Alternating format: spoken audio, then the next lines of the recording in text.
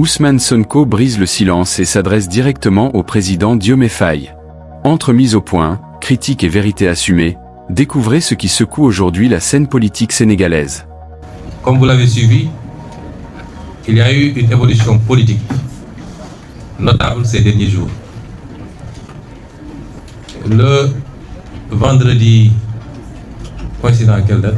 Le vendredi 24 mai, 22 mai 2026, le président de la République, son Excellence Bassirou Diomaye Diakhar Faye, m'a convié en tant que Premier ministre à une audience au Palais de la République. Je m'y suis rendu aux environs de 16 heures. Nous avons échangé et il a exprimé son souhait de mettre un terme à notre collaboration puisqu'il considérait qu'un certain nombre des positions que j'avais prises ces derniers temps l'incommodaient, posaient problème. J'ai pris acte et je lui avais donné juste une suggestion. Parce qu'à plusieurs reprises, j'étais allé le voir pour lui proposer cette solution. Que si le marigot était trop étroit pour nous deux, on avait une solution, une alternative. Moi, j'aurais pu me décaler et repartir à l'Assemblée nationale parce que j'avais mon mandat de député intact. Même si au moment où je parle, les gens magouillent pour pouvoir obtenir du Conseil constitutionnel une décision qui serait la plus unique que cette institution aurait rendue pour essayer de revenir sur ce mandat. Ce qui est inacceptable.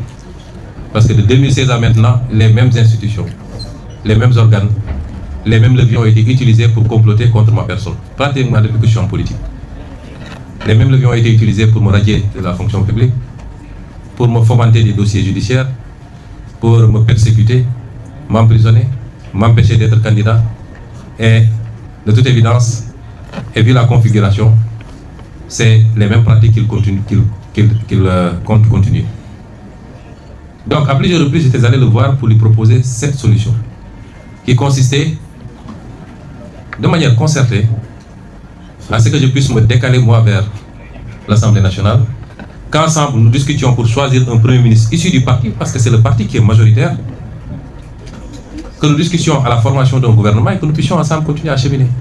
Ce qui n'aurait pas empêché moi, à partir de l'Assemblée nationale, à continuer de l'aider dans ses tâches. Je lui ai proposé ça à 3 reprises, notamment au sortir des élections législatives où j'avais conduit la liste de PASTEF qui était arrivée majoritaire avec plus de 80% des députés élus. Mais à chaque fois, il avait rejeté la solution en disant que ta place est à côté de moi dans l'exécutif parce qu'il y a beaucoup à faire. On aurait pu le faire de cette manière, amiable. Mais il a choisi une autre voie. Il me l'a notifié, j'ai pris acte. Mais je lui ai suggéré, la seule chose que je lui ai demandé, je lui ai dit, Monsieur le Président de la République, ce pays ne peut pas se passer d'un gouvernement sérieux. J'ai été Premier ministre pendant 2 ans, je sais ce qu'il en est. La suggestion que je vous fais, c'est de ne pas annoncer la mesure tout de suite.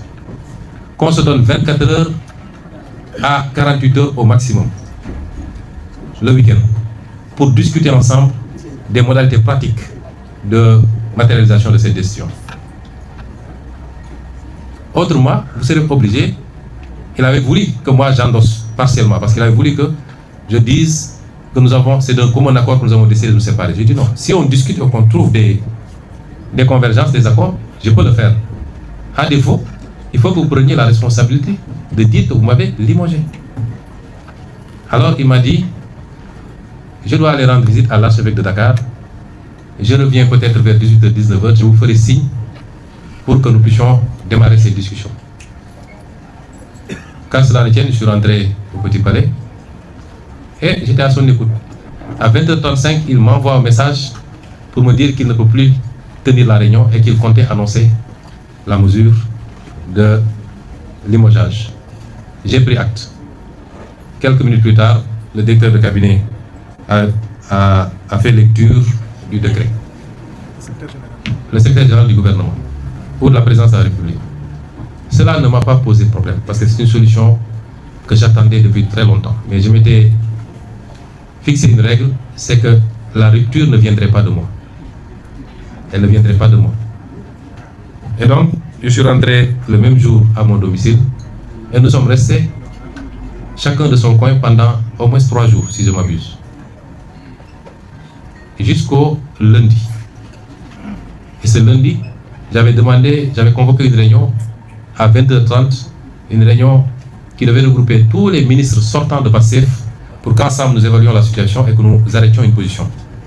Et vers 16h, beaucoup de ces ministres ont reçu des convocations de la présidence pour des consultations en vue de la formation de nouveaux gouvernements. Le mardi, beaucoup d'entre eux ont reçu. Ils m'en ont fait part et je leur ai demandé de ne pas s'y rendre. Parce que ça ne se passe pas comme ça. Il est clair que désormais, le président est dans son camp et nous sommes dans notre camp. Donc, s'il veut parler avec PASTEF, il faut qu'il passe par les canaux autorisés. PASTEF est un parti organisé, structuré, avec un bureau politique, un président, un secrétaire général, un COMEX, un conseil national, des structures de base. S'il veut parler avec PASTEF, il n'a qu'à passer par le chemin indiqué. Et nous discuterions en ce moment. Il a refusé de le faire. Et les ministres également, les ministres sortants, ont refusé de déférer à cette convocation. Ce qu'il a conçu comme un manque de respect de ses propres mots. Je considère que ces ministres lui ont manqué de respect. Parce qu'ils ont choisi la ligne d'un parti à la convocation du président de la République, d'après ce qu'il a dit. Et nous sommes restés dans cette situation pendant 2 autres jours. Et c'est moi qui ai pris l'initiative de l'appeler. Je l'ai appelé, je lui ai dit, vous connaissez bien le parti PASTEF, vous savez comment ça fonctionne, vous y étiez. Le parti PASTEF est très organisé. Quand le président Macky Sall a souhaité me rencontrer en tant que président de PASTEF, lors de l'épisode de la Covid, je lui ai dit, vous étiez là. On a convoqué le bureau politique pour apprécier. Et l'avis majoritaire était qu'il fallait aller répondre. On s'en est pas arrêté là. On a fait une conférence avec l'ensemble des 46 départements qui ont donné leur opinion. Ensuite, avec la diaspora. Chacun a donné son opinion et l'avis majoritaire, c'était qu'il fallait répondre à cette convocation. C'est ça qui m'a amené pour la première fois au palais à une rencontre avec le président Macky Sall. Et c'est comme ça que ça se passe. Quand le président Diouf a voulu avoir le président Wade dans son cabinet, dans son gouvernement, il l'a appelé, ils en ont échangé, ils sont accordés sur l'essentiel. Et ce président Wade, on lui a notifié les portefeuilles ministériels et il a choisi ses collaborateurs. C'est comme ça que ça se passe. Donc vous ne pouvez pas venir contourner le président du parti, les instances du parti, appeler les gens individuellement. Or, nous ne vous avons pas fermé la porte. Si vous m'appelez, malgré tout ce qui s'est passé entre nous, toute la discourtoisie qu'il y a eu dans nos relations, et malgré tout ce qu'on a fait pour vous, mais malgré tout, si vous m'appelez, je viendrai répondre. Et on discutera. Il a refusé en disant qu'il ne recevrait pas. Je lui ai dit maintenant, j'ai l'impression que le problème est devenu un problème personnel. Je ne sais pas qu'est-ce que je vous ai fait. Je ne sais pas pourquoi il y a une fixation sur ma personne. Je ne sais même pas si c'est une fascination. Je ne sais pas quel est le problème. Mais je m'écarte et je désigne 4 membres du parti, qui sont tous des classiques de ce parti, et qui ont tous une relation particulière avec toi. En l'occurrence, M. Aliou Sall, ici présent, M. Birame Souleye Diop, ici présent, M. Daouda Ngom et M. El Malick Ndiaye. Il m'a dit, je ne vais pas les recevoir parce qu'ils m'ont manqué de respect, car cela les tient. J'ai essayé de le convaincre, finalement il a dit, le Premier ministre va les recevoir. Ils sont allés voir le Premier ministre et ils ont discuté sur les questions que le parti avait soulevées, notamment la gestion de la dette, le pouvoir d'achat des Sénégalais, son maintien, à défaut de baisser au moins son maintien au niveau actuel. Ça a été un combat pendant des mois et des mois à la primature. Ensuite, la question des renégociations des contrats stratégiques du pays, sur laquelle nous avons eu des résultats appréciables. Et enfin, la question de la justice et la reddition des comptes, qu'on avait promis aux Sénégalais, mais qui est totalement sabotée depuis qu'on est là. Et sabotée de l'intérieur. Ce qui fait qu'en 2 ans, il n'y a rien qui a été fait au niveau de ces dossiers. Rien de consistant en tout cas. Le débat est lancé. Sonko a parlé. Diomaye Faye répondra-t-il? Dites-nous votre avis en commentaire et abonnez-vous à Réalité Globale pour ne rien manquer.